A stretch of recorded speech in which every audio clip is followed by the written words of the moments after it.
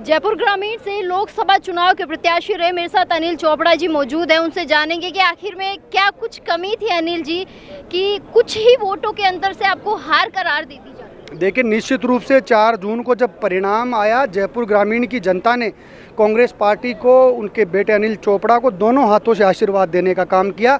लेकिन जिस प्रकार भ्रष्ट सरकार ने, भ्रष्ट अधिकारियों ने इस चुनाव को प्रभावित करने का काम किया और जनता के जनादेश का जिस प्रकार से अपमान हुआ, आप सब मीडिया के साथियों ने उस दिन देखा और किस प्रकार इस चुनाव को प्रभावित किया।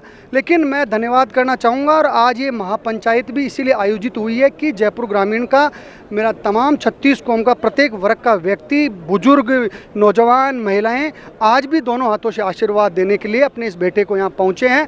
ये आशीर्वाद एक सांसद के पद से बड़ा अनिल चोपड़ा और कांग्रेस पार्टी के लिए है।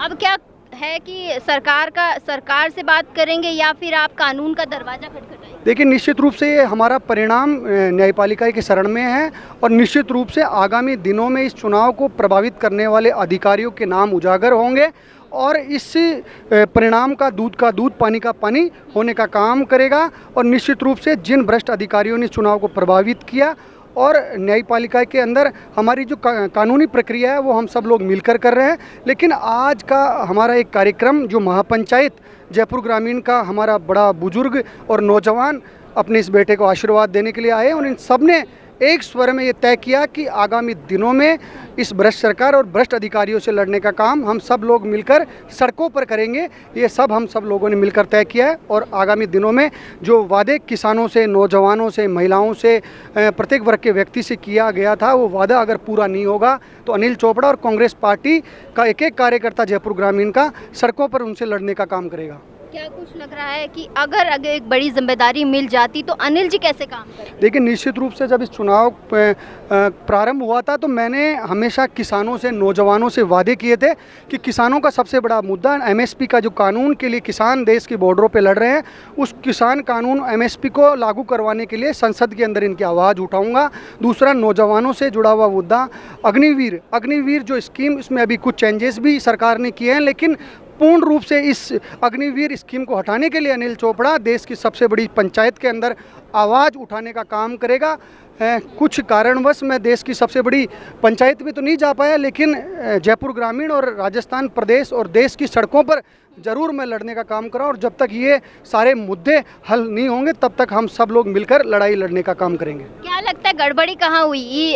कि मैं कहूँ कि चुनाव आयोग की तरफ से गड़बड़ी थी या फिर उन पर किसी का दबाव बनाया गया? देखिए, निश्चित रूप से इस चुनाव को प्रभावित किया गया और हमारे, देखिए, लोकतंत्र के अंदर हम सब लोग जानते हैं कि 1% से कम मार्जिन अगर होता है तो कैंडिडेट रिकाउंटिंग करवा सकता है। मेरा चुनाव परिणाम के अंदर 0.13% का फ़र्क था। मेरा एक मौलिक अधिकार है कि मैं रिकाउंटिंग के लिए जा सकता हूं और जो खारिज मतपत्र 3300 के आसपास खारिज मतपत्र इन्होंने किए, एक प्रत्याशी का अधिकार होता है कि उसके खारिज मतपत्र उसे दिखाए जाएं, लेकिन इस भ्रष्ट अधिकारियों ने पहले से तय कर रखा था कि इस चुनाव को प्रभावित करेंगे और इन्होंने हमारी जो मांगे थी उसे खारिज कर उस भारतीय जनता पार्टी के प्रत्याशी को बिना हमारी बात सुने जिताने का काम किया। लेकिन उस सबको हमने हमारे जितने भी साक्ष्य सब लेके हम न्यायपालिका की शरण में हैं और निश्चित रूप से आने वाले दिनों में हम सब लोग देखेंगे कि अच्छा परिणाम जयपुर ग्रामीण के भविष्य के लिए होगा। आखिरी सवाल पूछती हूँ कि कांग्रेस में कई ऐसे नेता थे जिन्होंने पार्टी छोड़ी थी, उसके बाद एक यूथ आता है, अनिल चोपड़ा, टिकट भी दी जाती है लेकिन कुछ कारण रहे कि हार मिलती है। अब क्या लगता है कि अनिल चोपड़ा पिच पे रहेंगे या फिर अगर हार मिली है तो पिच से आउट हो जाएंगे? देखिए, आप जिन लोगों की बात कर रहे हैं वो लोगों को कांग्रेस पार्टी ने हमेशा ज़मीन से उठाकर आसमान में ले जाने का काम किया। उनको प्रदेश में, देश में बड़े बड़े पद देने का काम कांग्रेस पार्टी ने किया। उन लोगों ने कांग्रेस पार्टी को मां कहने के बाद पीठ में छुरा घोंपने का काम उन लोगों ने किया। मैं तो खुले मन से उन लोगों को चुनौती देता हूं कि अनिल चोपड़ा सड़कों पर जयपुर ग्रामीण के अंदर पूरी ताकत से लड़ने का काम करेगा और निश्चित रूप से उन लोगों को हमेशा कांग्रेस पार्टी ने आगे बढ़ाया, लेकिन वो लोग कांग्रेस पार्टी के साथ नहीं खड़े रहे और इस चुनाव के अंदर जयपुर ग्रामीण की जनता ने ये जनादेश देकर ये बता भी दिया कि जयपुर ग्रामीण का प्रत्येक वर्ग का व्यक्ति कांग्रेस पार्टी के साथ खड़ा है। मैं खुद जब ग्रामीण क्षेत्रों में गई तो मुझे भी लोगों ने ये कहा कि अनिल चोपड़ा को आना चाहिए, यूथ है, नए तरीके से काम करेगा। क्या लग रहा है कि राव साहब कैसे काम करेंगे? देखिए आज चुनाव परिणाम आए 10 से ज़्यादा दिन हो गए, लेकिन अभी तक भारतीय जनता पार्टी के प्रत्याशी या भ्रष्ट अधिकारियों द्वारा चुने हुए हम सांसद कहे, वो अब तक क्षेत्र के अंदर नहीं आए, लोगों की सूद नहीं ली।